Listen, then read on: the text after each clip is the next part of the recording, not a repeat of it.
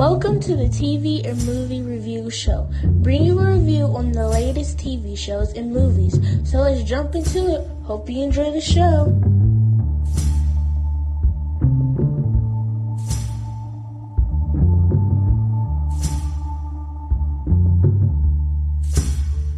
Hey everyone, I'm your host Jazzy929. This is my movie and TV review show. Today I'm going to be covering Lovecraft Country, episode 8. Lovecraft airs on Sunday nights at 9 p.m. on HBO. There will be spoilers ahead.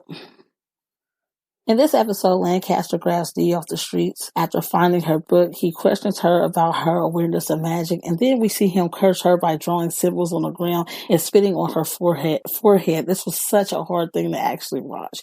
Did you notice that the guy on the poster, the cream of wheat poster, his eyes were actually moving? Two characters from the Uncle Tom Cabin book written in 1852, Topsy and Bopsy, were haunting Dee in this episode. And to top things off, Dee has not seen her mother in a week, and her friend has just been murdered. Dee finds herself at a train station. Dee is the only one that is able to see what is haunting her. This child has been through enough BS. As we see, she has had enough of the BS. We see her cussing out Lancaster. She calls him an effing pig. She lets his deputy know the proper way of saying her mother's name as she's cussing also. And then she flips out on Montrose, telling him that he is not her father. By the end, we see Dee trying to kill Bopsy and Topsy. And we see Montrose comes in and he asks her, Dee, what's wrong? What are you seeing? And she doesn't say anything. She continues to tries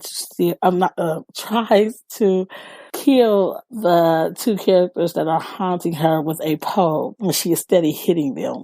Montrose grabs her and he continues to ask her what is wrong, as we see that her arm is split open by one of these haunting characters. I was upset that Leti did not listen to her when she was searching for help. Tick meets up with Christina and they do a trade. He gives her the time travel machine key for a protection spell. He has a heart-to-heart with Montrose in this episode. He asks Montrose if he cheated on Dora. Montrose says he never has. He also states that there was a man that he knew, which was a pastor which was gay, and he was thrown away and locked up, and he didn't want this journey for himself, so he decided to marry Dora. We also see them cast a spell on Tick. They didn't think that it actually worked, but we see by the end that it did work because the monster did not attack Tick. We also got Ji-A back. I was so excited to see Ji-A in this episode.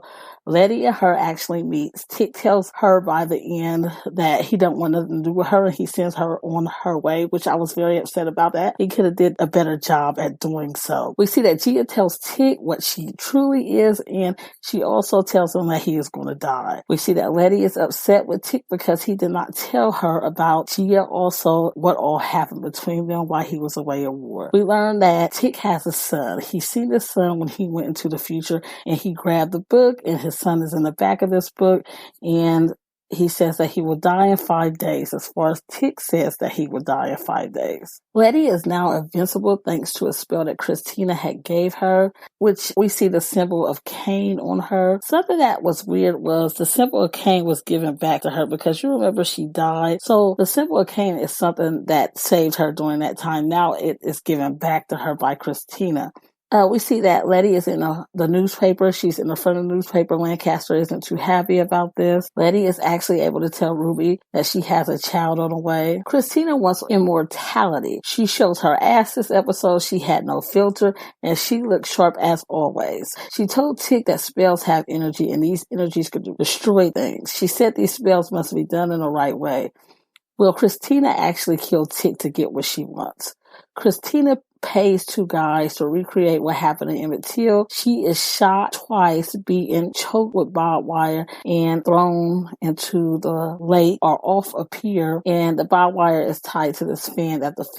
When the fan is thrown inside of the water, which drags her.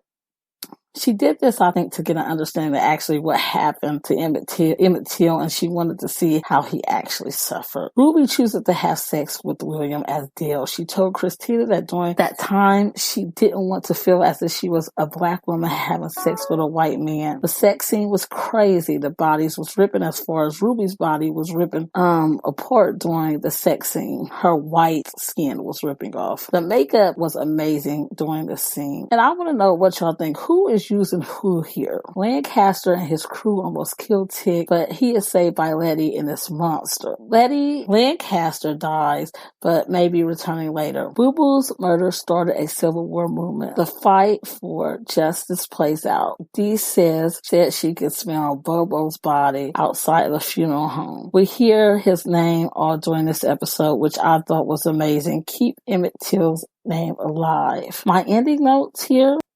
Did y'all all notice that the cover art of this episode had Emmett Till's tie on it? I thought that was a great nod to Emmett Till. Also, Dee stated in this episode that she cannot breathe. That was a lot to take in as I watched this episode. A man should not manhandle a woman or a child like that in any way. Let me go ahead and share my theories for next episode with you guys. I think it will take place in 1922 during the Black Wall Street Massacre. I think Ruby will have to ask Christina to go ahead and save Dee. I think the curse will try to take over Dee and turn her into Bopsy or Mopsy or Topsy. I think that her arm will have to be decapitated, and she may be the person that Tig talked about seeing in the future with the robotic arm. I think that Christina is going to ask Tig, Montrose, and Leti to go back and get the Book of Names or get information about where the Book of Names may be.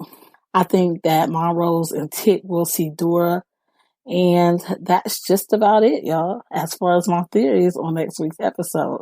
I want to thank you all for tuning in. Next week, I will be covering Lovecraft Country, episode 9. I ask you all to check out the website that I have. There's a blog over there that y'all might be interested in. Also, check out my store. With that being said, until next time. Find Talking Out Loud with Jazzy 929 at Spreaker, Spotify, Apple Podcast, iHeartRadio, Google Podcast, Castbox, Deezer, SoundCloud, YouTube, Facebook, Instagram. Find merch at Redbubble.